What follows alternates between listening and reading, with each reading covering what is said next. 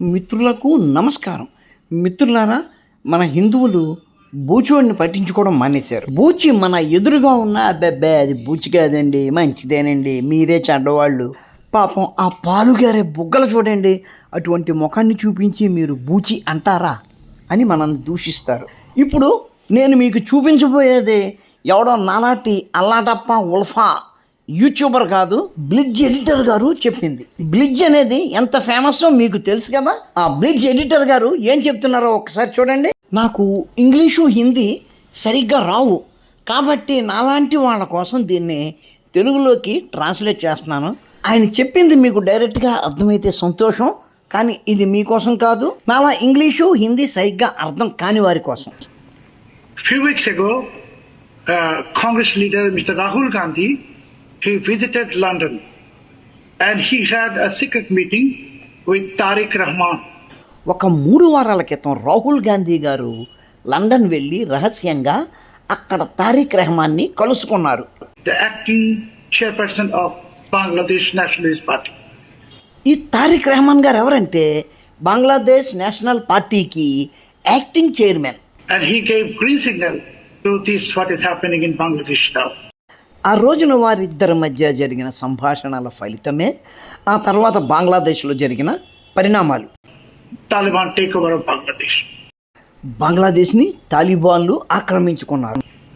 Now Hindus are being persecuted. He was trying to oust that government and have his own allied government in Bangladesh, and that's what we are seeing now. దాని ఫలితమే అక్కడ ప్రభుత్వం కూలిపోయింది, ఆమె పారిపోయింది, హిందువుల మీద దాడులు విచ్చలవిడిగా జరుగుతున్నాయి. And I can assure you and I can guarantee you on record that again I'm saying Rahul Gandhi met Tariq Rahman in London. Rahul Gandhi గారు లండన్లో తారిక్ రెహమాన్ను కలిశారు అనడానికి ఖచ్చితమైన కాదు అనలేని ఆధారాలు నా దగ్గర ఉన్నాయి, నేను చూపించగలను. And he is a part of the CIA and ISI conspiracy of destabilizing Bangladesh and turning this country into a neo-Taliban state, and that's why Congress is silent on the persecution of Hindus in Bangladesh. బంగ్లాదేశ్లో అసహనాన్ని సృష్టించి అక్కడ ప్రభుత్వాన్ని పడగొట్టి అక్కడ Taliban రాజ్యాన్ని సృష్టించడానికి CIA, Pakistan ISI కలిపి చేసిన కుట్రలో ఆయనకు కూడా భాగస్వామ్యం ఉంది. అందుకే ఆయన కానీ ఆయన పార్టీలు కానీ ఆ విషయంలో నోరు మెదపడం లేదు. ఆయన బ్లిడ్జ్ పత్రిక ఎడిటర్. ఆయన ఆ మాట అన్న తర్వాత రిపబ్లిక్ టీవీ ఆర్నాబ్ గోస్వామి గారు ఒక ప్రశ్న వేశారు. Well, in that case, I think Congress party will have to clarify whether this meeting happened. ఆయన అంటే ఏదో ఆ మాట అడిగేశాడు కానీ కాంగ్రెస్ పార్టీ దానికి సమాధానం చెప్తుందా? అది రహస్య మీటింగ్ అయ్యే. I can guarantee you this meeting took place. ఆ మీటింగ్ జరిగింది, దానికి నేను గ్యారంటీ. కొంప తీసి ఆ మీటింగ్లో ఈయన కూడా ఉన్నాడో ఏంటో మరి.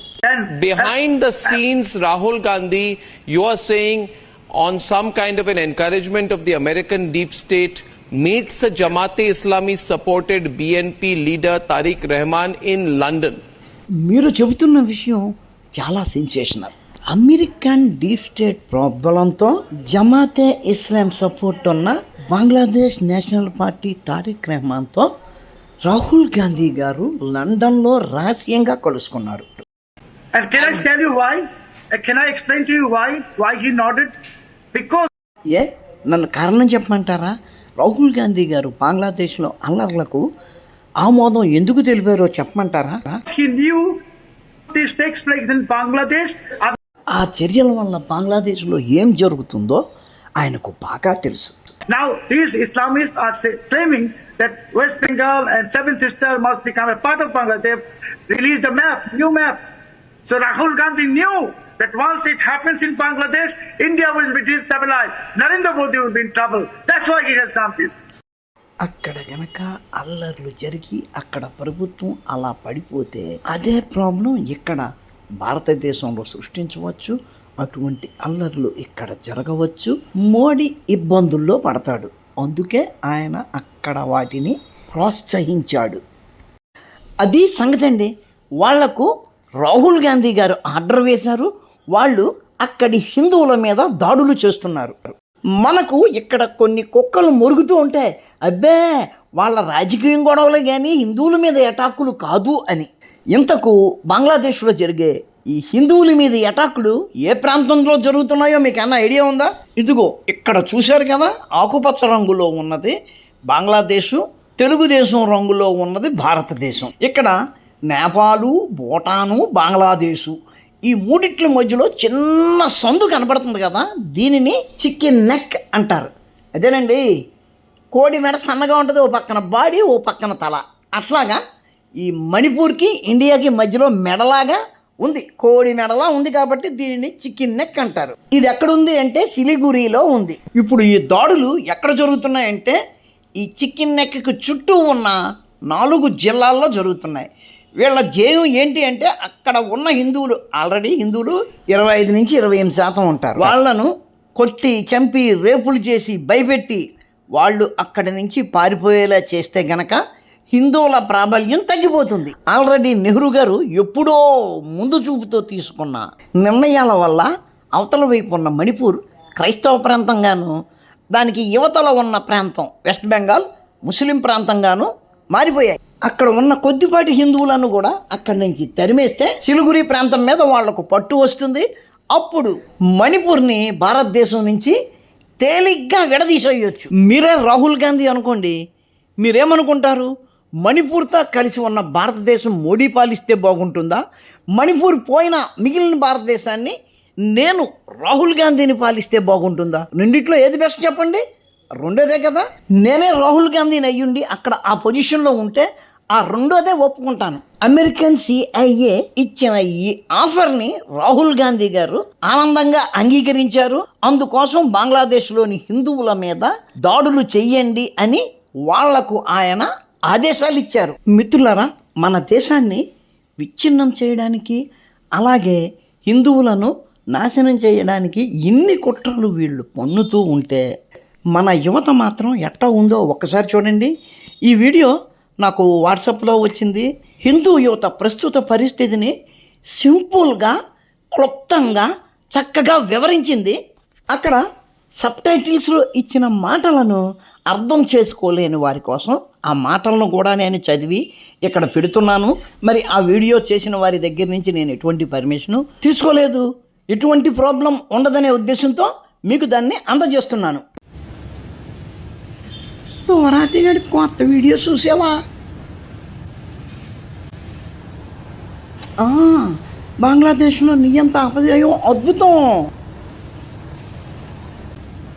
ఎబ్బే రాజకీయాలంటే ఇంట్రెస్ట్ లేదు, కానీ పాలస్తీనా దాంట్లో ఏలేడతాను. బ్లాక్ పింక్ కొత్త వీడియో చూసావా? ఎరగేశారు. చూశాను. ప్రేమ శాంతి సందేశాలు ఎదురుని కులం గొడవలు మనకొద్దు. అందులోనూ క్రికెట్ సెలక్షన్ గురించి ఈ జాత్యహంకారం సొసైటీని నాశనం చేసేస్తుంది. రక్షాబంధనం వచ్చేస్తుంది. ఇదొక మూర్ఖత్వం. ఆ మూర్ఖత్వాన్ని పాటించమని మా అమ్మ చెబుతుంది. ఇలాంటి మూర్ఖపు తల్లిదండ్రుల మాటలు వినకూడదు మనం. నాకు అదే బాధ. వాళ్ళ ఇస్లామోఫోబియాతో చెత్తన్నాం. మనకున్నంత గానం ఈ ముసలోళ్ళకి లేదు. అది మన దరిద్రం. మిత్రులారా, వీళ్ళేదో చాలా గొప్పవాళ్ళము, తెలివైన వాళ్ళము అనుకుంటున్నారు. వీళ్ళకి యథార్థము, సత్యము ఎప్పుడు తెలుస్తుందంటే అమ్మాయిలకైతే గనక ఏ సూట్ కేసులోనో ఫ్రిడ్జ్లోనో పడుకున్నప్పుడు, అట్లాగే అబ్బాయిలకైతే గనక నది రోడ్డు మీద కడ్రాయర్లు ఇప్పించి అతడు ఎవరో వాళ్ళు నిర్ధారించుకొని ఆ తర్వాత చెయ్యవలసిన పని చేసినప్పుడు, కానీ అప్పుడు మాట్లాడడానికి అవకాశమే ఉండదు. మిత్రులారా, వీడియో నచ్చితే లైక్ చేయండి, షేర్ చేయండి, మీ కామెంట్ పెట్టండి. మన ఛానల్ని ఇంకా సబ్స్క్రైబ్ చేసి ఉండకపోతే వెంటనే సబ్స్క్రైబ్ చేయండి. ఉంటాను. నమస్కారం. మతోన్మాదంపై రామబాణం.